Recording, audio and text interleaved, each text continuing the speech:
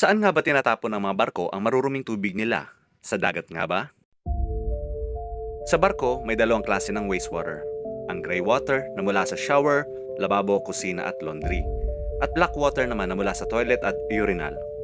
Ang black water ay mas delikado dahil may dalang dumi ng tao at mikrobyo, kaya kailangan ng tamang treatment para hindi makapinsala sa dagat at kalikasan. Ang paglilinis ng black water ay dumadaan sa matinding proseso. Ang una ay screening. Sinasala at tinatanggal ang malalaking dumi gaya ng tissue at plastic. Ang susunod dito ay ginagamitan nila ng aerobic bacteria. Oo, tama ang dinig nyo. Gumagamit sila ng bacteria para tunawin ang organic waste. Pagkatapos, dadaan naman ito sa sedimentation, kung saan hinihiwalay ang sludge or putik sa malinaw na tubig.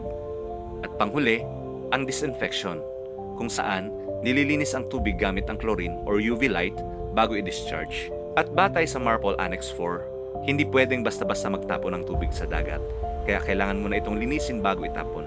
Ang treated wastewater ay pwedeng itapon kapag mahigit sa 3 nautical miles ang layo sa pampang.